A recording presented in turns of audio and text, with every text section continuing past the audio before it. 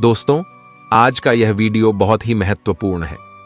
जीवन में बहुत सारी समस्याओं से जूझ रहे हो तो आज की इस वीडियो में एक कहानी के माध्यम से हम एक ऐसे व्यक्ति को देखेंगे जो अपने जीवन में बहुत सारी समस्याओं से जूझ रहा था। उसे लगता था कि मानव जीवन बहुत कष्टदायक है। वह सोचता था कि पशु का जीवन इंसानों से बेहतर है क्योंकि उन्हें इतनी समस्याएं झेलनी नहीं पड़ती हैं। हम इंसानों को सदा चिंताएं सताती रहती हैं और वे आनंद से जीवन जीते हैं। एक दिन वह मार्ग में बहुत तेजी से आगे बढ़ रहा था। तभी अचानक वह दूसरे व्यक्ति से टकरा गया। इस पर वह दूसरा व्यक्ति क्रोधित होकर कहता है, अरे जानवर हो क्या, तुम्हें दिखाई नहीं देता? एक सांड की तरह लगातार आगे बढ़ते जा रहे हो। इस पर वह पहला व्यक्ति कहता है, काश आप जो कह रहे हैं वही सत्य होता, लेकिन दुर्भाग्यवश मैं एक मनुष्य हूं। उस पहले व्यक्ति के मुख से यह सुनकर उस दूसरे व्यक्ति का क्रोध शांत हो गया। वो उस पहले व्यक्ति से कहता है, लगता है तुम बहुत दुखी हो, वरना सौभाग्य की बात को दुर्भाग्य ना कहते, क्योंकि एक इंसान का जन्म पाना तो बड़े ही सौभाग्य की बात है। मनुष्य का जीवन बड़ी कठिनाइयों से मिलता है और तुम हो कि एक जानवर होना चाहते हो। तभी वह पहला व्यक्ति कहता है, मित्र, क्या आपने कभी किसी जानवर को आत्महत्या करते हुए देखा है? क्या आपने कभी किसी जानवर को किसी दूसरे जानवर को धोखा देते हुए देखा है? क्या आपने किसी जानवर को अपने अतीत या फिर अपने भविष्य के लिए परेशान होते हुए देखा है? ऐसे में मनुष्य का जीवन भला सौभाग्य की बात कैसे हो सकती है? इससे अच्छा तो पशुओं का जीवन ही है। हम मनुष्य तो पशुओं से भी गए गुजरे हैं।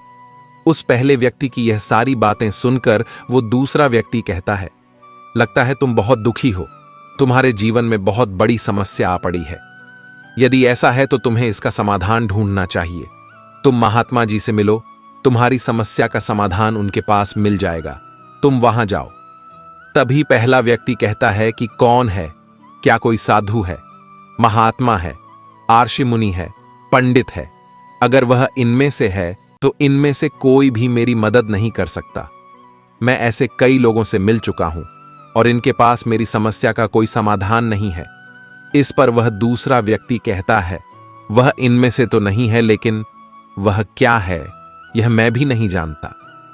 बस मैं इतना ही जानता हूं कि जो भी उनके पास जाता है वह उनकी सभी समस्याओं का समाधान बड़ी सरलता से कर देते हैं। उस दूसरे व्यक्ति की बात सुनकर पहले व्यक्ति को लगा कि उसे भी महात्मा बुद्ध से मिलना चाहिए। उसने उस दूसरे व्यक्ति से कहा, ठीक है भाई, अगर तुम कहते हो तो मैं एक बार उनसे भी मिल लेता हूं, उन्हें भी देख लेता हूं कि उनमें आखिर ऐसी क्या बात है जो लोगों की समस्याओं का समाधान बड़ी सरलता से कर देते हैं। इतना कहकर वह व्यक्ति अगले ही दिन महात्मा को ढूंढने के लिए निकल पड़ा। लगातार 3 दिन की यात्रा करने के बाद आखिरकार वह उस महात्मा के पास जा पहुंचा। जब वह महात्मा के करीब पहुंचा तो उसने देखा कि महात्मा अपने सभी शिष्यों को उपदेश दे रहे थे।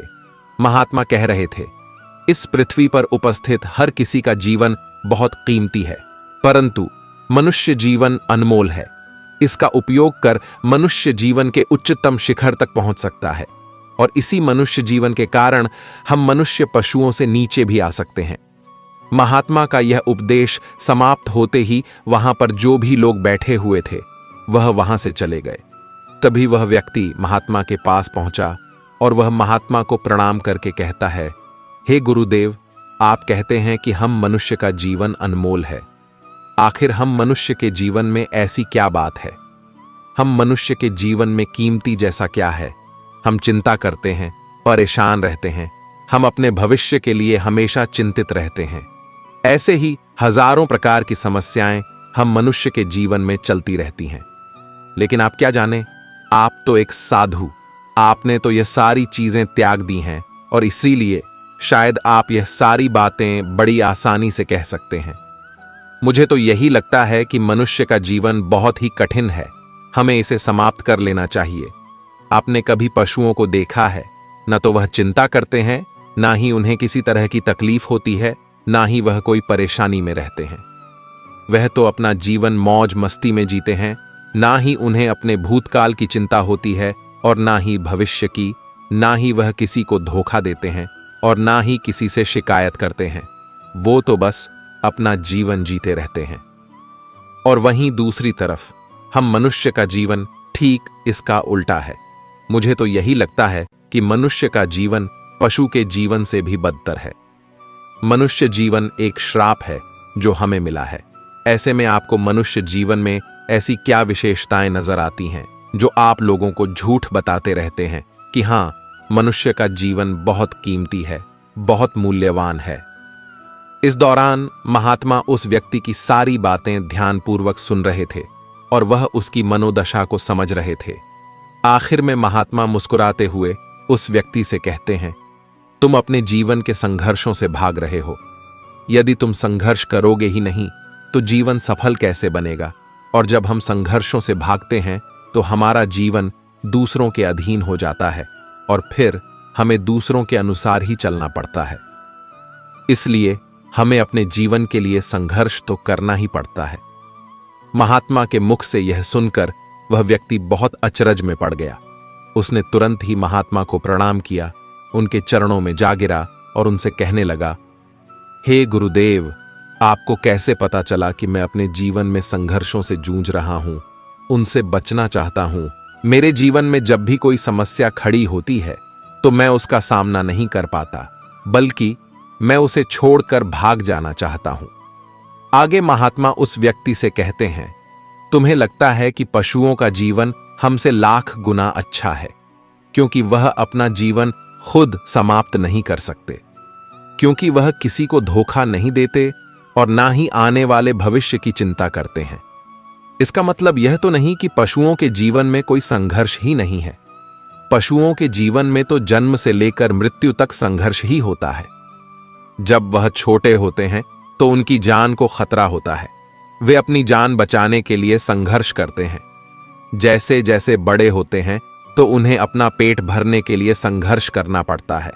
फिर चाहे उनके सामने कितनी भी बड़ी परिस्थितियां क्यों ना हो, वे संघर्ष करने से कभी पीछे नहीं हटते। लेकिन हम मनुष्य छोटे छोटे संघर्षों से डर जाते हैं। अगर हम उन पशुओं की तरह अपने जीवन में संघर्ष करने लगे तो मनुष्य का जीवन अपने आप ही सफल हो जाएगा। इतना संघर्ष अगर एक मनुष्य अपने जीवन में कर ले तो वह जो चाहता है वह कर सकता है, उसे पा सकता है। लेकिन इतना संघर्ष करने के बाद भी वह अपने जीवन में कुछ भी नहीं कर पाता। वास्तविकता तो यही है कि बिना संघर्ष के कोई जीवन है ही नहीं। बिना संघर्ष के हमारा जीवन चल ही नहीं सकता। फिर चाहे कोई राजा हो या भिखारी, सबके जीवन में संघर्ष तो है ही। जो भी इन परिस्थितियों के खिलाफ संघर्ष नहीं करता, फिर चाहे वह मानव हो या पशु, उसका नष्ट होना तय है। इस पर वह व्यक्ति कहता है, हे गुरुदेव, क्या आप मुझे कोई ऐसी चीज दे सकते हैं जिससे मेरे जीवन के सारे संघर्ष हमेशा हमेशा के लिए मुझसे दूर हो जाए? मेरी सारी चिंताएं, सारी समस्याएं, सारी परेशानियां हमेशा हमेशा के लिए खत्म हो जाएं और मेरा जीवन हमेशा हमेशा के लिए सुखमय बन जाए। उस व्यक्ति की यह बात सुनकर महात्मा एक बार फिर से मुस्कुराने लगे और उस व्यक्ति से कहते हैं, वत्स, मैं तुम्हें वह चीज तो नहीं दे सकता, लेकिन हां, मैं तुम्हें वहां तक पहुंचने का रास्ता जरूर बता सकता हूं। यदि तुम वहां तक पहुंचने का संघर्ष कर लो तो तुम वहां तक पहुंच ही जाओगे और तुम्हें वह चीज मिल जाएगी। लेकिन मेरी एक बात और याद रखना कि इसका अर्थ यह भी नहीं है कि इसके बाद से तुम्हारे जीवन में परेशानियां या फिर समस्याएं आनी बंद हो जाएंगी। तुम्हारे जीवन में परेशानियां और समस्याएं तो आती ही रहेंगी, लेकिन उनका प्रभाव तुम पर बहुत कम हो जाएगा। तुम्हारे जीवन में दुख और समस्याएं तो आएंगी, लेकिन वह तुम्हें छू नहीं पाएंगी। और ऐसी अवस्था में चाहे तुम्हें कोई कितना भी दुख देने का प्रयास क्यों ना करें, तुम्हें चाहे कोई कितना भी धोखा देने का प्रयास क्यों ना करे, तुम्हें कभी भी धोखा नहीं मिलेगा। सब कुछ तुम्हारे पास ही होगा, लेकिन फिर भी वह तुमसे दूर रहेगा। महात्मा की यह बात सुनकर व्यक्ति महात्मा के सामने दोनों हाथ जोड़कर कहता है, हे गुरुदेव, बताइए वह चीज क्या है और मुझे कहां मिलेगी? मैं उस चीज को पाने के लिए कुछ भी कर सकता हूं। मैं अपना पूरा प्रयास लगा दूंगा, लेकिन उस चीज को हासिल करके ही दम लूंगा।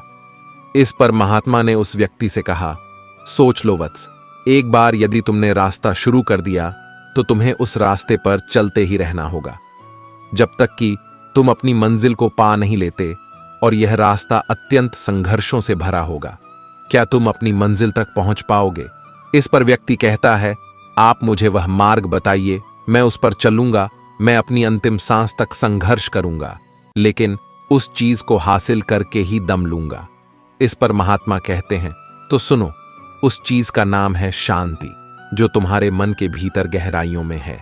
जैसे यह समुद्र की लहरें ऊपर से तो बड़ी तीव्र नजर आती हैं और उछाल मारती हैं, जिन्हें देखकर हमारा मन घबरा जाता है, परंतु ठीक इसी के विपरीत उसकी गहराई में वह बहुत ही शांत होती है। और ठीक इसी प्रकार हमारे मन की गहराइयों में भी वो शांति छिपी हुई है। तुम्हें अपने मन की गहराइयों में उस शांति को खोजना होगा, उस शांति के लिए संघर्ष करना होगा, और अगर तुम रास्ते से नहीं भटके तो जैसा मैंने तुम्हें कहा है वह सब तुम्हें मिलेगा जो तुम चाहते हो। महात्मा बुद्ध के मुख से यह सुनकर वह व्यक्ति कहता है, हे गुरुदेव, मैंने तो सोचा था कि आप मुझे कोई ऐसी वस्तु बताएंगे जिसे मैं किसी भी हालत में खोज लूंगा और उसके बाद मेरा जीवन सुखमय बन जाएगा। इस दुनिया में ऐसी कोई चीज जिसे खोजा नहीं गया, उसे तो खोजा जा सकता है, लेकिन मैं अपने मन के भीतर कैसे जा सकता हूं? वहां भला कौन सा मार्ग जाता है? वहां भला ऐसी कौन सी सवारी जाती है जिस मार्ग पर मैं चलकर वहां तक पहुंच सकता हूं? इस पर महात्मा मुस्कुराने लगे और उस व्यक्ति से कहते हैं, वत्स, वहां कोई सवारी नहीं जाती और ना ही वहां पर मनुष्य पैदल जा सकता है। फिर भी वह एक मार्ग है और उस मार्ग पर चलना ही पड़ता है। इस पर वह व्यक्ति कहता है, हे गुरुदेव, तो आप मुझे बताइए, मैं उस मार्ग पर चलकर कैसे अपने मन के भीतर की उस शांति को खोज सकता हूं? इस पर महात्मा ने कहा, इस दुनिया में सबसे शक्तिशाली क्या है? इसका जवाब देते हुए वह व्यक्ति कहता है, इस दुनिया में सबसे शक्तिशाली चक्रवर्ती सम्राट है, जिसके पास असीम शक्ति है, जिसके पास सब कुछ है, उसके पास किसी चीज की कोई कमी नहीं। इसके जवाब में महात्मा कहते हैं, नहीं, इस दुनिया में सबसे शक्तिशाली चीज है इच्छा, और यही इच्छा इस दुनिया को चला रही है। जो कोई भी कुछ भी कर रहा है वो उसकी इच्छा का ही परिणाम है। सब कुछ उसकी इच्छा के अनुसार ही चल रहा है। जहां तक बात है एक चक्रवर्ती सम्राट की, तो एक इच्छा एक चक्रवर्ती सम्राट को भी धूल में मिला सकती है, और वहीं पर उसी के विपरीत एक इच्छा एक आम इंसान को भी एक चक्रवर्ती सम्राट बनाने में सक्षम है। इस दुनिया में जो कोई भी है, जहां कहीं भी है, जिस किसी भी परिस्थिति में है, वह उसकी इच्छा के अनुसार ही है, वह उसकी इच्छा का परिणाम ही है। इच्छा के बल पर मनुष्य इस जीवन में कुछ भी कर सकता है, लेकिन एक वास्तविकता यह भी है कि मनुष्य अपनी इच्छा पर नियंत्रण नहीं कर पाता, जिस कारण उसके जीवन में वह सब भी घटित होता रहता है जिसकी वह चाहत नहीं रखता। हमारे मन की बुरी इच्छाएं हमारी तरफ बुरी चीजों को खींचती हैं, इसलिए इच्छा बहुत सोच समझकर करनी चाहिए। हमें अपने जीवन में क्या चाहिए, यह केवल हम अपनी इच्छा से ही निर्धारित कर सकते हैं। इस पर वह व्यक्ति कहता है, हे गुरुदेव, तो क्या मैं अगर यह इच्छा करूं कि मुझे अपने मन के भीतर की शांति मिल जाए, तो क्या वह मुझे मिल जाएगी? तभी महात्मा कहते हैं, वत्स, इस दुनिया में सबसे शक्तिशाली इच्छा अवश्य ही है, परंतु फिर भी मनुष्य ना जाने अपने जीवन में तरह तरह की इच्छाएं पालता है, लेकिन वह सारी इच्छाएं उसकी पूर्ण नहीं हो पाती, क्योंकि उस इच्छा को पूरा करने के लिए एक और चीज की आवश्यकता पड़ती है, और वह एक चीज की कमी मनुष्य के जीवन में हमेशा बनी रहती है। क्या तुम उसके बारे में जानते हो? इस पर वह व्यक्ति कहता है, नहीं गुरुदेव, मैं नहीं जानता। वह क्या चीज है? तभी महात्मा कहते हैं, संकल्प। संकल्प के बिना इच्छा व्यर्थ है। संकल्प के बिना तुम चाहे कितनी भी बड़ी इच्छा क्यों ना कर लो, लेकिन वह कभी पूरी नहीं हो सकती। संकल्प जितना मजबूत होगा, तुम्हारी इच्छा भी पूरी होने की संभावना उतनी ही अधिक होगी, और संकल्प जितना कमजोर होगा, तुम्हारी इच्छा भी उतनी ही कमजोर होगी। इस पर वह व्यक्ति महात्मा से कहता है, हे गुरुदेव, तो इसका अर्थ यह हुआ कि यदि मुझे शांति पाने की इच्छा है और मैं इसे पाने के लिए दृढ़ संकल्प करूं तो मुझे वह शांति मिल जाएगी। तभी महात्मा कहते हैं, वत्स, संकल्प भले ही इच्छा को शक्ति प्रदान करता है, परंतु इच्छा और दृढ़ संकल्प होने के बाद भी व्यक्ति अपने मंजिल तक पहुंच नहीं पाता, क्योंकि वह राह में भटक जाता है और फिर थक कर वह अपने संकल्प को त्याग देता है और अपनी इच्छाओं को छोड़ देता है। क्या तुम जानते हो ऐसा क्यों होता है? इस पर वह व्यक्ति कहता है, गुरुदेव, मुझे नहीं पता। तभी महात्मा कहते हैं, क्योंकि किसी भी मार्ग पर चलने के लिए उस मार्ग का ज्ञान का होना बहुत आवश्यक है, और यह ज्ञान हमें उस मार्ग पर चलकर ही मिल सकता है, न कि केवल बैठकर सोचने से।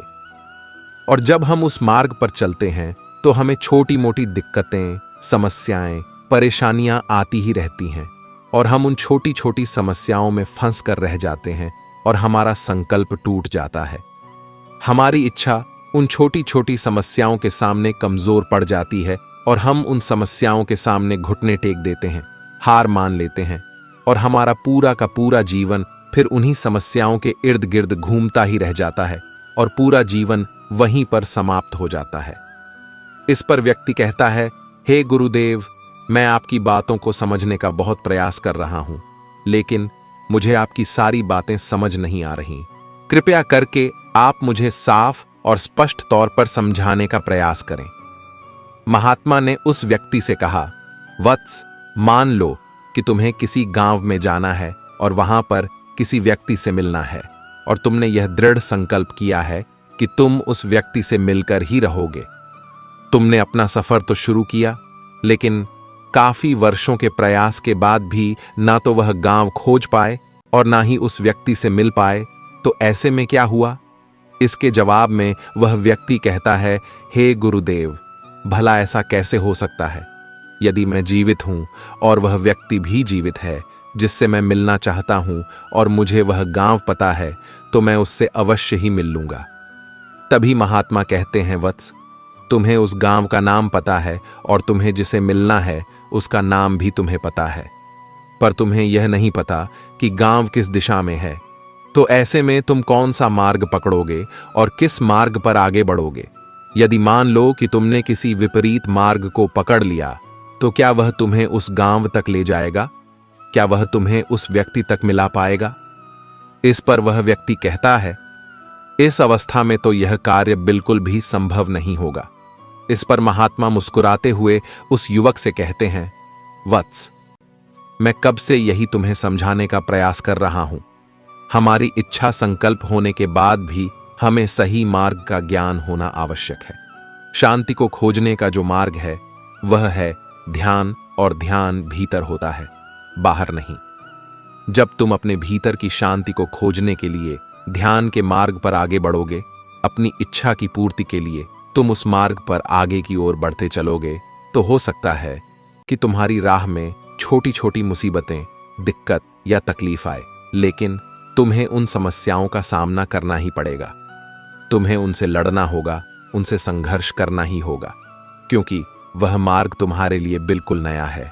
और पहली बार जब हम किसी मार्ग पर आगे बढ़ते हैं तो हमें यह नहीं पता होता कि अगला पड़ाव क्या होगा और आगे कौन सी कठिनाइयां आने वाली हैं। वो तो हमें वहां पर जाने के बाद ही पता चल पाएगा। वहीं दूसरी तरफ जो मनुष्य इन छोटी छोटी दिक्कतों में नहीं फंसता, अपने संकल्प पर दृढ़ बना रहता है, वह अपने जीवन में वह सब कुछ पा लेता है जो वह चाहता है, और अपनी मंजिल पर पहुंचकर उसे असीम शांति भी मिलती है। और जब मनुष्य अपने लक्ष्य को प्राप्त कर ही लेता है, तब उसे और कुछ पाने की इच्छा नहीं रह जाती। इसी प्रकार यदि तुम भी केवल मार्ग पर आगे बढ़ते रहो, तो तुम भी अपने मन के अंतर तक पहुंच जाओगे, और वहां पहुंचने के बाद तुम्हें किसी चीज की कोई आवश्यकता नहीं पड़ेगी। ना ही तुम्हें कोई धोखा दे पाएगा, ना ही तुम्हें कोई लूट पाएगा, और ना ही तुम्हें कोई दुख पहुंचा पाएगा। उस अवस्था में पहुंचने के बाद ना ही कोई मोह, ना ही कोई चिंता, और ना ही कोई समस्या रहेगी। तुम उस परिस्थिति से बड़ी सरलता से निकल पाओगे, और जब तुम अपने मन की उस शांति को प्राप्त कर लोगे, तो तुम एक पशु तो नहीं रहोगे और ना ही एक मनुष्य रहोगे, बल्कि तुम मनुष्य से भी ऊंचा दर्जा प्राप्त कर लोगे और फिर तुम्हें कोई भी दुख कभी छू नहीं पाएगा। तुम्हें किसी चीज की कोई परेशानी नहीं रह जाएगी, ना तो भविष्य की चिंता होगी और ना ही अपने बीते हुए भूतकाल की। तुम तो बस अपनी शांति में मग्न रहोगे। महात्मा की यह बात सुनकर वह व्यक्ति महात्मा के चरणों में गिर पड़ा और महात्मा से कहता है, हे गुरुदेव, आपकी बात सत्य है। मैं आपकी सारी बातें समझ चुका हूं, लेकिन फिर भी मेरे मन में एक दुविधा है। क्या मैं अपने पास कोई ऐसी चीज नहीं रख सकता जिससे मेरे सारे दुख, सारी तकलीफें, सारी कठिनाइयां हमेशा हमेशा के लिए दूर हो जाए? इस पर महात्मा मुस्कुराते हुए कहते हैं, वत्स, यदि तुम बाहरी दुनिया से कुछ अपने पास रखना चाहते हो तो तुम उस शांति को पाने का प्रयास छोड़ ही दो, क्योंकि तुम कुछ ऐसा पाना चाहते हो जिससे तुम्हारी समस्याएं कभी समाप्त नहीं होंगी, बल्कि और बढ़ती चली जाएंगी, क्योंकि तुम्हारी समस्याओं का समाप्त होना संभव ही नहीं हो पाएगा। और जानते हो ऐसा क्यों है? इस पर वह व्यक्ति कहता है, ऐसा क्यों है गुरुदेव? इसका जवाब देते हुए महात्मा कहते हैं, क्योंकि बाहर तो पहले से ही शांति है, चारों ओर केवल शांति ही शांति है। हमें तो बाहर की शांति नजर आती है, लेकिन हमारे भीतर की शांति हमें नजर नहीं आती। और जो शांति हम बाहर की ओर देख रहे हैं वह बाहर नहीं, बल्कि हमारे भीतर ही है। इसलिए जब तक तुम अपने अंदर को ठीक नहीं कर पाओगे, तब तक तुम बाहर कुछ भी नहीं कर सकते। जब तक तुम्हारे भीतर सब कुछ ठीक नहीं होगा, तब तक बाहर कुछ ठीक नहीं कर पाओगे। इतना कहकर महात्मा शांत हो गए और वह व्यक्ति महात्मा की बातों पर विचार करने लगा। उसके पास महात्मा के बताए गए रास्ते के अलावा और कोई मार्ग भी नहीं था। उसने दृढ़ संकल्प लिया, वह अपने भीतर की उस शांति तक पहुंचकर ही रहेगा। उसने ध्यान के मार्ग को अपनाया और आगे की ओर बढ़ने लगा। अब वह व्यक्ति अपनी मंजिल तक पहुंचता है या नहीं, यह तो उसके संकल्प, उसकी इच्छा शक्ति और उसके मार्ग में लगातार आगे बढ़ने पर निर्भर करता है। उसे यह भी समझ आ गया कि मनुष्य का जीवन पशुओं से बुरा नहीं है, बल्कि उसे जैसा जीवन मिला है वही सही है और उसे वह और बेहतर कर सकता है।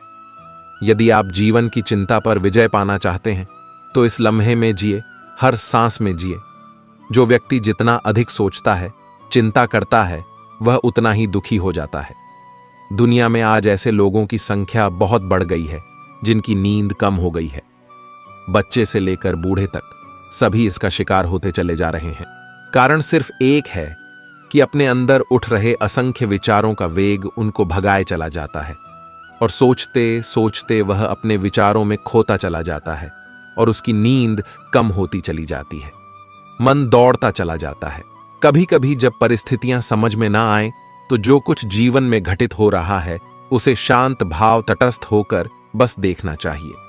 समय आने पर जीवन अपना मार्ग खुद बना लेगा। कठिन परिस्थिति में ही दिमाग को शांत करने की जरूरत पड़ती है। उस समय सारा माहौल विपरीत होता है। आपसे एक सवाल पूछता हूं, अगर अचानक कहीं आग लग जाए तो आप क्या करेंगे, कैसे बुझाएंगे? तो आप कहेंगे कि ऐसी परिस्थितियों के लिए हम पहले से ही इंतजाम करके रखेंगे। आप बिल्कुल सही कह रहे हैं। सभी जगहों पर ऐसी परिस्थितियों से निपटने के लिए कुछ ना कुछ अरेंजमेंट्स पहले से होता है। आपको शायद मेरी यह बात अजीब लग रही होगी, लेकिन इसी में आपके सवाल का जवाब है। जैसे आग लगने पर कुआं नहीं खोद सकते, वैसे ही अचानक मुश्किल हालात आने पर मन को शांत नहीं कर सकते। चाहे उस समय कितनी ही मोटिवेशनल स्पीच सुन लीजिए, वीडियो देख लीजिए, भक्ति भजन कर लीजिए, मन शांत नहीं होगा। अगर पहले से ही मन को सकारात्मक सोच, अध्यात्म और सच्ची भक्ति में लगाया होगा, या फिर मन की तीव्र गति को ध्यान द्वारा साधा होगा, अच्छे लोगों की संगत में रहते होंगे, तभी मन मुश्किल समय में शांत रह सकता है। वरना तो वही पुरानी कहावत कि आग लगने पर कुआं नहीं खोदा जाता। इसलिए जब जीवन में सब कुछ सही चल रहा हो, शारीरिक रूप से भी ठीक हो, तभी से मन को शांति के मार्ग में लगा दो, ताकि मुश्किल समय आने पर दिमागी संतुलन बना रहे और बुरे वक्त को ठीक से मैनेज कर सको। जो लोग कठिन परिस्थिति में हाथ पर हाथ रख कर बैठ जाते हैं, उनका दिमाग शांत नहीं रहता है, वे अपने हालत को बदल नहीं पाते हैं। काम करने से बुरे विचार दिमाग में नहीं आते हैं, बल्कि आप काम करने के फल स्वरूप कुछ पाते हैं। यदि यह बुरा हुआ तो अनुभव मिलता है, वरना सफलता के दर्शन होते देर नहीं लगती। जब हालत विपरीत हो तब आप लंबी गहरी सांस लेने की कोशिश करें। आपका सारा ध्यान आसपास की बुरी बातों से सिमटकर सांसों पर केंद्रित हो जाएगा। आप सिप सिप करके पानी पीने की कोशिश करें। आप खाली ना रहे, कोई मनपसंद काम करें। खाली दिमाग शैतान का घर होता है। समय पर भरोसा रखें। आज तक कोई ऐसी रात नहीं हुई जिसका सवेरा ना हुआ हो। जंगल में लगी बड़ी से बड़ी आग भी एक दिन शांत हो ही जाती है। कुछ न कुछ नया सीखते पढ़ते रहे। यह इन परिस्थितियों के उपहार स्वरूप आपको हमेशा याद रहेगा। आत्मचिंतन, मनन करने का यही समय होता है, क्योंकि जब दरवाजे खुलने लगेंगे तो फिर दौड़ शुरू हो जाती है। यह समझिए, ईश्वर ने सबसे मुश्किल रोल के लिए आप जैसे बेहतर कलाकार को चुना है। हर घटना के पीछे प्रकृति का कोई प्रयोजन होता है। इस समय को टिक टिक करती घड़ी की सुई की तरह ले। सभी को अपने हिस्से का सुख या दुख स्वयं ही तो भोगना होता है। सुख में तो फिर भी मिलेंगे लोग आसपास आपको, लेकिन दुख में कोई नहीं आता मदद करने। सभी दूर खड़े रहते हैं और कई बार तो हम दुख में खुद को बिल्कुल अकेला पाते हैं। पर शायद यह सोचना भी पूरी तरह से सही नहीं है। ईश्वरीय शक्ति तो है ना, हमारे आसपास, हमारे साथ। बस आवश्यकता होती है तो उन शक्तियों को पहचानने की। बस एक बार कुछ फुर्सत के पल निकालकर उन्हें दिल से याद तो कीजिए। वे अवश्य आते हैं हमारी मदद करने। जब दुखों से हार जाओ तो घबराने से कुछ नहीं होगा। तुम्हारा जीवन इतना संघर्ष भरा क्यों हुआ, जरा यह तो सोचो। लोग तो यह भी कहते हैं, अगले पिछले कर्म ऐसे होंगे तभी तो इतना दुख मिला है। नहीं पगले, बिल्कुल नहीं, बल्कि तुम इस कार्य के लिए चुने गए हो उस प्रभु के द्वारा। तुम में इतनी क्षमता है कि तुम सहन कर सकते हो हर कष्ट, हर दर्द, विपरीत परिस्थितियों में भी जो ना टूटे, खरा सोना बनकर निकले, ऐसे हो तुम। कई बार हम सोचते हैं बस बहुत हुआ, अब नहीं होगा कुछ हमसे। तो सोचो, क्या किसी ने कहा है तुमसे ये सब सहन करने के लिए? नहीं ना। जीते तो सभी हैं और एक दिन चले भी जाते हैं इस दुनिया से। तो क्या ऐसा जीवन भी कोई जीवन है जब तक कि कोई संघर्ष ना हो? आपको अपने विचारों पर नियंत्रण रखने की जरूरत नहीं है। आपको बस उन्हें अपने ऊपर नियंत्रण करने देना बंद करना होगा। एक व्यक्ति शांत मन के जितना करीब आता है, वह मजबूती के उतना ही करीब होता है। मन पानी की तरह है। जब यह अशांत होता है तो देखना मुश्किल हो जाता है। जब यह शांत होता है तो सब कुछ स्पष्ट हो जाता है। अपनी आंखें बंद करें कुछ देर के लिए और अपना दिमाग चालू करें, क्योंकि वहां एक शांत भूमि है जो आपकी उपस्थिति का इंतजार कर रही है।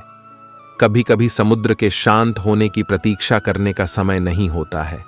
यदि आपको अपने लक्ष्य तक पहुंचना है तो अपनी यात्रा शुरू करें और तूफान को अपना रास्ता बनने दें।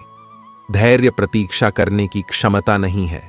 धैर्य का अर्थ है शांत रहना, चाहे कुछ भी हो जाए। इसे सकारात्मक विकास के अवसरों में बदलने के लिए लगातार कार्यवाही करना और यह विश्वास रखना कि जब आप प्रतीक्षा कर रहे हो तो अंत में सब कुछ ठीक हो जाएगा। जब आप आंतरिक शांति का अनुभव करते हैं तो आप स्वीकार करते हैं कि आप कौन हैं। आपकी ताकतें, खामियां, इच्छाएं, सपने, वह सब कुछ जो आपको विशिष्ट रूप से आपको आप बनाता है। आप अपने आसपास की दुनिया और सामने आ रही स्थितियों को अधिक स्वीकार करने का अनुभव करते हैं, जिससे चिंता और तनाव का आप पर कम नकारात्मक प्रभाव पड़ता है। सामने खड़े व्यक्ति की उम्र और बुद्धि से किसी के मन की बात पता लगाना संभव नहीं है।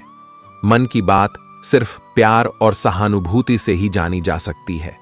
यदि आप पॉजिटिव रहना चाहते हैं तो अपना अधिक समय उन्हीं के साथ बिताएं जो आपको खुश रखते हैं, या फिर उनके साथ जो आपको प्रभावित करें।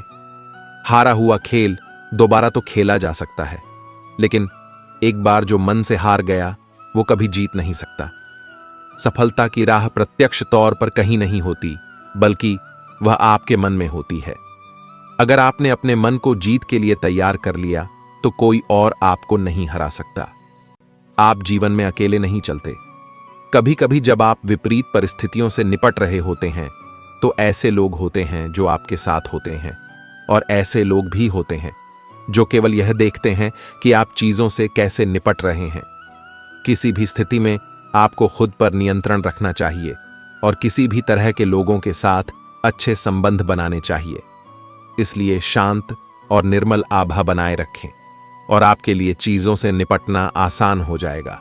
यदि आपका मन शांत है तो विश्वास करें, आप इस दुनिया में कुछ भी जीत सकते हैं।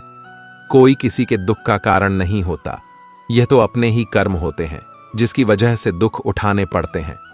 आज कौन सुखी नहीं होना चाहता, परंतु वह इसके लिए जो कर्म कर रहा है उसमें है ही नहीं तो मिलेगा कहां से। कर्म प्रधान विश्व रचि राखा, जो जस करहि सुतस फल खा।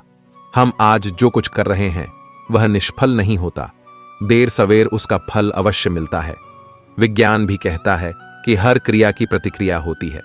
आग में यदि हाथ डाला जाए तो हाथ तुरंत जल जाता है, परंतु एक वृक्ष का बीज आज बोया गया तो उसमें फल आने में कई वर्ष लग जाएंगे, पर फल मिलेगा अवश्य। शुभ कर्म का फल शुभ और अशुभ कर्म का अशुभ होना ही है। आज हम जो कुछ हैं वह पिछले कर्मों की देन है, इसी को प्रारब्ध कहते हैं। प्रारब्ध के बाद पुरुषार्थ बहुत महत्वपूर्ण है। हम जो कुछ बनना चाहते हैं या जिस क्षेत्र में आगे बढ़ना चाहते हैं उसमें अपने पुरुषार्थ की महत्वपूर्ण भूमिका होती है। साथ ही साथ ईश्वर अनुकूल या प्रतिकूल परिस्थितियां देता है। उन परिस्थितियों से अपनी बुद्धि और सामर्थ्य के बल पर निपटना तो आपको ही होगा। दैवीय शक्तियां पुरुषार्थ वालों की ही मददगार होती हैं, निठल्ले आलसी लोगों की नहीं। भगवान पर पूर्ण रूप से विश्वास करके देखिए। श्रद्धा और विश्वास के साथ भगवान से निकटता बढ़ाने पर वे सब जिम्मेदारी स्वयं वहन करते हैं। जीवन यापन की सारी वस्तुएं भगवान द्वारा प्रदत्त हैं, पर आलसी कामचोर उसे नहीं पा सकता। मनुष्य को ईश्वर ने असीमित शक्ति दी है, बुद्धि और पुरुषार्थ दिया है, जिसके बल पर क्या हासिल नहीं किया जा सकता। भय और अतृप्त वासना ही समस्त दुखों की जड़ है। जीवन भर मनुष्य जीविका के प्रपंच में उलझा रहता है। मैं और मेरा, तू और तेरा का जाल बुनकर स्वयं उसी में उलझा हुआ अनेकों प्रकार के अनैतिक कर्मों में लगा रहता है। भविष्य के भय को सोचकर अपना वर्तमान भी बिगाड़ लेता है और श्रेय मार्ग को छोड़कर प्रेय मार्ग का अनुगामी हो जाता, जिसमें दुख के सिवा कुछ है ही नहीं। इस मार्ग पर चलने वाले लोग जीवन की सत्यता मृत्यु को भी नकारने लगते हैं और भविष्य के लिए नैतिक अनैतिक तरीका अपनाकर संग्रह में लगे रहते हैं। लोभ, मोह और स्वार्थ से ऊपर उठे बिना सच्चे सुख की कल्पना नहीं की जा सकती। सच्चा सुख तो त्याग की राह पर चलकर पाया जा सकता है। हमारा सनातन धर्म भौतिक सुख के उपभोग को बुरा नहीं मानता, पर इसका आधार धर्म होना चाहिए। धर्म का आचरण करने से छल, कपट, ईर्ष्या जैसे अनैतिक कर्म में मनुष्य लिप्त नहीं होगा और मेहनत से जो कमाया है उसी को हर इच्छा समझकर संतोष करेगा। संतोष से परम सुख की प्राप्ति होगी। राग, क्रोध, लोभ, मोह यह सभी दुख देने वाले हैं, इनसे हमेशा बचना चाहिए, अन्यथा सुख शांति दूर भागेगी। त्याग और परहित से बढ़कर कोई सुख नहीं है। इसे यथासंभव अपने आचरण में लाना चाहिए। कभी किसी अंधे को सड़क पार कराकर, किसी प्यासे को पानी पिलाकर देखिए, लोगों से मधुर व्यवहार करके देखिए। इसमें आपका कोई पैसा खर्च नहीं होगा, पर अतुलनीय सुख की प्राप्ति होगी। विश्वास करना सीखिए। विश्वास कीजिए कि सारी सृष्टि को रचने वाला परमेश्वर है और हम सभी उसकी संतान हैं। विश्वास किसी तर्क की कसौटी पर नहीं कसा जा सकता। अतः सभी में, चाहे वह इंसान हो, पशु पक्षी हो या पेड़ पौधे हो, सब में ईश्वर का वास मानकर घृणा को त्याग कर प्रेम करना सीखिए। यही सतत सुख शांति की राह है। घर में छोटे मोटे मनमुटाव तो चलते रहते हैं, पर यह कलह के कारण बनकर दुखदायी भी हो जाते हैं। इसका मुख्य कारण है कि हम अध आकार की गांठ तो मजबूती से बांध लेते हैं, पर कर्तव्य की पूरी तरह उपेक्षा करते हैं।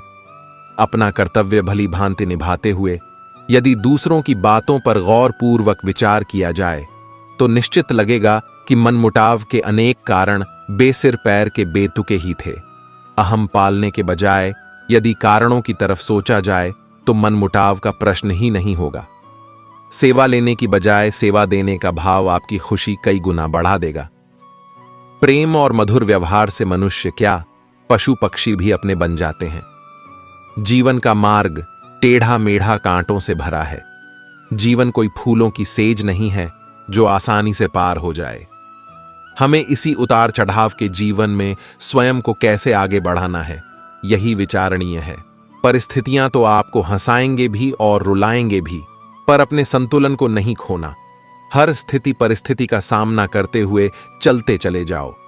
भगवान कृष्ण ने गीता में यही उपदेश दिए हैं कि विपरीत परिस्थितियों में भी संतुलन बनाकर जीवन के मार्ग पर कैसे बढ़ते जाना है। पहली बात तो यही कि अपने नियमों में दृढ़ बनिए, अनुशासन का पालन कीजिए और छोटी छोटी बातों में उलझ कर समय व्यर्थ नहीं करना। यह समझिए कि जीवन बहुत मूल्यवान है। जो समय निकल गया वह लौट कर नहीं आ सकता। इसलिए व्यर्थ की बातों में अपना समय और शक्ति ना बर्बाद करें। अपने जीवन का कोई एक लक्ष्य निर्धारित कीजिए, क्योंकि लक्ष्यहीन जीवन का कोई मूल्य नहीं। जब आपके सामने कोई लक्ष्य होता है तो व्यक्ति को दिशा भी मिलती है और कुछ करने का उत्साह भी। वैर भाव, ईर्ष्या या क्रोध ऐसे दुर्गुण है जो आपकी प्रगति में बाधक हैं। इन सब से हमें दूर रहना है। यदि आप किसी के साथ वैर भाव या बदला लेने की भावना लेकर चलते हैं तो आप अपनी ऊर्जा का स्वयं ही ह्रास कर रहे होते हैं। दुर्गुणों को एक एक करके बाहर निकालना है और सद्गुणों को अपने अंदर भरते जाना है, क्योंकि बुरी आदतें हमारे अंदर किराएदार बनकर आती हैं और फिर मालिक बनकर बैठ जाती हैं, जो दुख और अशांति का कारण बनती हैं। अपने स्वभाव को और आदतों को लगातार चेक करते रहिए कि कहीं मैं गलत दिशा में तो नहीं जा रहा। आत्मचिंतन ही एक ऐसा आईना है जो आपको आपकी बुराइयों से अवगत कराता है, क्योंकि किसी के कहने से आप नहीं मानेंगे। स्वयं का निरीक्षण करते रहिए और धीरे धीरे अपने व्यक्तित्व को निखारते रहिए। अध्यात्म से जुड़कर आप अपने को बहुत ऊंचा उठा सकते हो, क्योंकि जिस व्यक्ति के जीवन में धर्म नहीं, भक्ति नहीं, वह तो पशु है। अपने जीवन को संतुलित करना, नियमों से बांधना, आध्यात्मिक होना, ध्यान और हर चीज के लिए समय निर्धारित करके चलना, मन में नकारात्मक विचारों को न आने देना, इन सब शुभ कर्मों को ही अपनी ओर आमंत्रित कीजिए। यही शांति का मूल मंत्र है। सनातन धर्म में कर्म कार्य कारण के सिद्धांत से जुड़ा हुआ है। कर्म का अर्थ है कोई कार्य या क्रिया जिसके आधार पर अन्य प्रतिक्रियाएं या परिणाम निकलते हैं। मनुष्य के अच्छे कर्म का अच्छा प्रभाव और उसके बुरे कर्म का बुरा प्रभाव देते हुए पूर्व जन्मों का एक चक्र बन जाता है, क्योंकि कुछ कर्म ऐसे होते हैं जिनका भुगतान उस जन्म में नहीं होता। इस तरह इस चक्र में अगले जन्म में उन कर्मों का फल भुगतना ही होता है। वहीं कार्य कारण सिद्धांत का संबंध न केवल भौतिक युग से होता है, बल्कि हमारे द्वारा किए जा रहे कार्यों, सोचे जा रहे विचारों, कहे जा रहे शब्दों तक पर यह लागू होता है। कई बार हम कुछ ऐसे कार्य करते हैं जो हम करना नहीं चाहते, पर वह पूर्व जन्म के कर्म के आधार पर निश्चित होते हैं, जिस कारणवश वह कार्य किसी न किसी माध्यम से पूर्ण हो ही जाता है। जैसे ही पूर्व जन्म का हमारा चक्र समाप्त हो जाता है, व्यक्ति को उसी समय मोक्ष की प्राप्ति हो जाती है। हमारे शास्त्रों में इस बात का उल्लेख मिलता है कि 84 लाख योनियों के बाद मनुष्य का जन्म प्राप्त होता है। साथ ही यह भी विशेष रूप से वर्णित किया गया है कि केवल मनुष्य योनि में ही जन्म और मृत्यु के चक्र से मुक्ति पाई जा सकती है। मनुष्य के कर्म का फल उसकी परिस्थिति और दैवीय शक्तियों द्वारा निर्धारित होता है। ऐसा कहा जाता है कि यदि अच्छे कर्म बुरे कर्म की तुलना में अधिक है तो बुरे कर्मों का फल इसी जन्म में और अच्छे कर्मों का फल अगले जन्म में मिलना निर्धारित होगा। इसी तरह यदि मनुष्य द्वारा किए गए कर्म में बुरे कर्म अच्छे कर्मों की तुलना में अधिक है तो इस जन्म में अच्छे कर्म भोगने होंगे, जबकि बुरे कर्मों को भोगने के लिए अगला जन्म निर्धारित होगा। मनुष्य को कौन कौन से कर्म करने चाहिए? मनुष्य को अपने घर परिवार की आवश्यकताओं का ध्यान रखना चाहिए। अधिक पैसा होने के बावजूद जरूरत पड़ने पर उसे संभाल रखना भी बुरा कर्म बताया गया है। उस धन का इस्तेमाल मुसीबत के समय अवश्य करें। धन बचाने के लालच में ना पड़े, अपनी आय से अधिक खर्च ना करें और अपने सामर्थ्य के अनुसार ही दान पुण्य करें।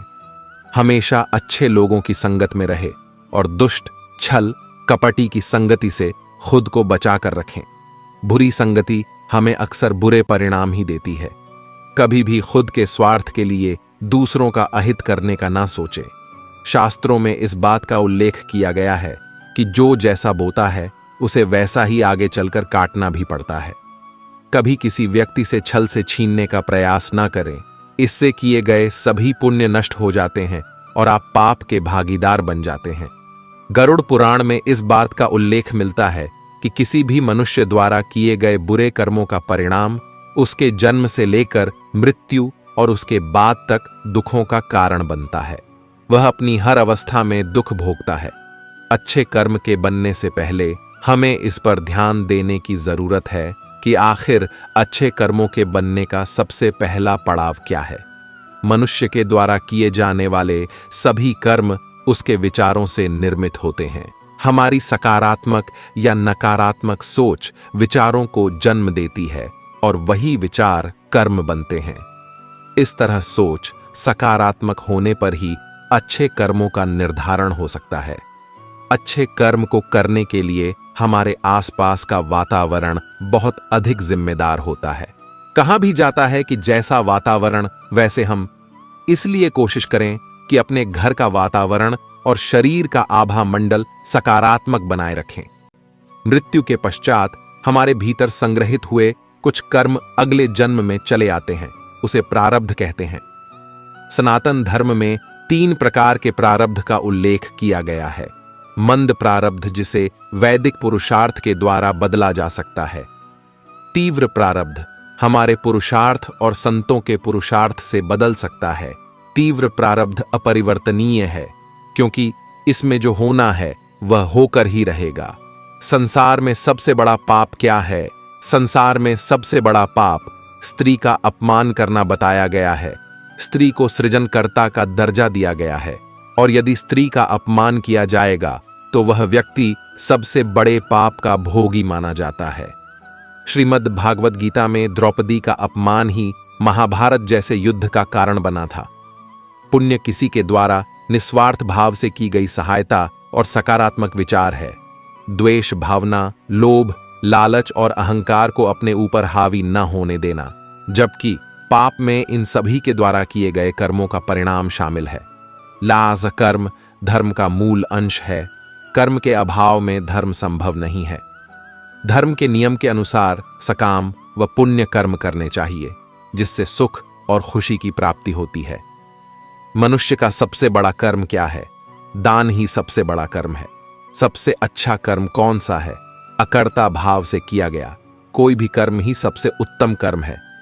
कर्ता भाव से किया गया कोई भी अच्छा कर्म अच्छा तो है, पर उत्तम नहीं है। गीता में कर्म क्या है? गीता के अनुसार जो कर्म निष्काम भाव से ईश्वर के लिए किए जाते हैं वे बंधन नहीं उत्पन्न करते, वे मोक्ष रूप परम पद की प्राप्ति में सहायक होते हैं। इस प्रकार कर्म फल तथा आसक्ति से रहित होकर ईश्वर के लिए कर्म करना वास्तविक रूप से कर्म योग है और इसका अनुसरण करने से मनुष्य को अभ्युदय की प्राप्ति होती है। जो भी व्यक्ति अपने गुजरे हुए कल या आने वाले कल में जीता है, उसके विषय में ही सोचता रहता है, वह जिंदगी में कभी खुश नहीं रह सकता। देखा जाए तो बीते हुए कल और आने वाला कल का कोई अस्तित्व ही नहीं है, वह केवल आपकी सोच में विद्यमान है। अपने मन को सदा ऐसे शिक्षित करो कि आप अपने आज के आनंद में जी सको, अपने प्रत्येक पल का मौज ले सको। जो आपके साथ गलत करते हैं उसका विरोध जरूर करें। अगर आप सामने वाले का गलत व्यवहार सहते रहेंगे तो वह आपके साथ गलत करता ही रहेगा। जब अर्जुन ने भगवान कृष्ण से कहा कि जिनसे मैं युद्ध करने जा रहा हूं वह मेरे भाई और गुरुजन हैं और मेरे अंदर उनके साथ युद्ध करने का साहस नहीं है, तो कृष्ण भगवान ने अर्जुन को जागृत किया कि जिन्हें तू अपना मान रहा है वह सब पाप के पक्ष में खड़े हैं और अगर तू इनसे युद्ध नहीं करेगा तो समाज में पाप बढ़ जाएगा।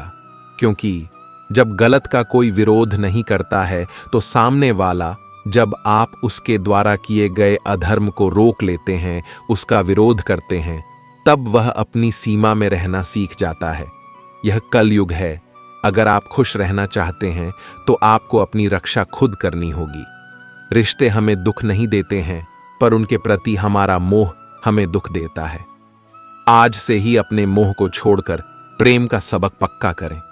मोह अपेक्षाओं से जुड़ा है, जबकि प्रेम केवल देना जानता है। मोह एक दो के लिए होता है, जिन्हें हम अपना मानते हैं। प्रेम सबके लिए होता है। मोह से कमजोरी पैदा होती है, इसके विपरीत प्रेम से ताकत महसूस होती है।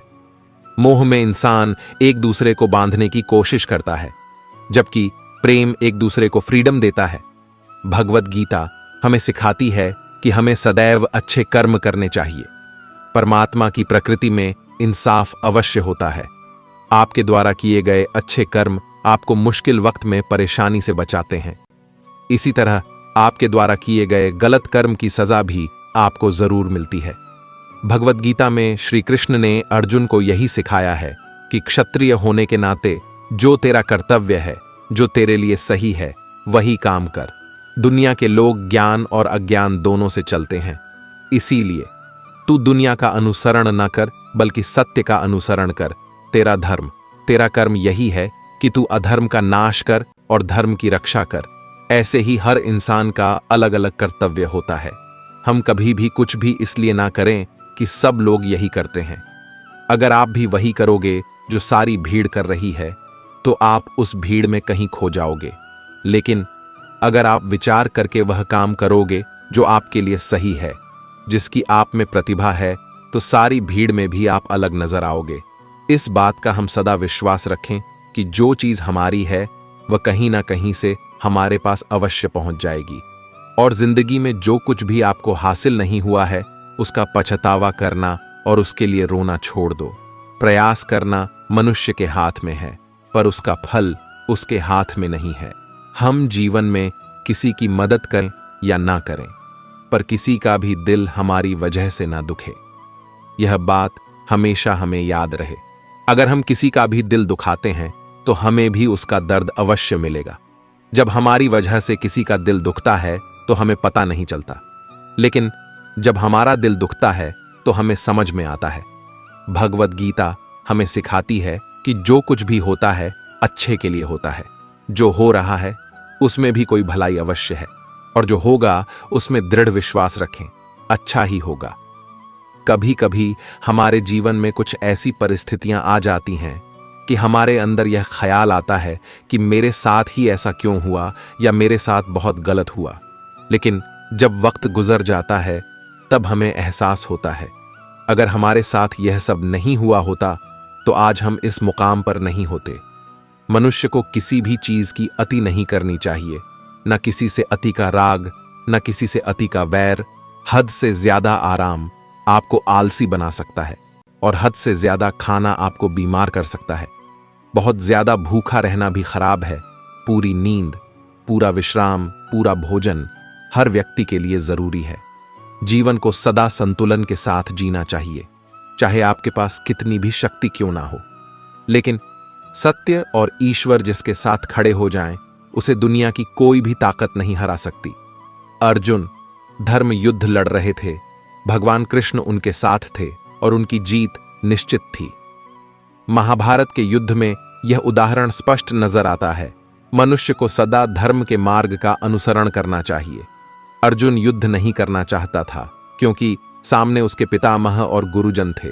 लेकिन श्री कृष्ण ने उसे ज्ञान दिया कि यहां पर बात तेरे अधिकारों की है। भरी सभा में द्रौपदी के साथ किया गया अपमान, पांडवों के साथ हुआ अधर्म सहने योग्य बात नहीं है। जैसे हमें गलत करना नहीं चाहिए, ऐसे ही गलत सहना भी बड़ा पाप है, फिर चाहे वह अपना ही क्यों ना हो। जो भी व्यक्ति श्रीमद् भगवत गीता से मिलने वाली इन सीखों का मनन चिंतन करेगा, इनके महत्व को समझेगा, वह जिंदगी की हर परिस्थिति को स्थिरता के साथ पार कर पाएगा।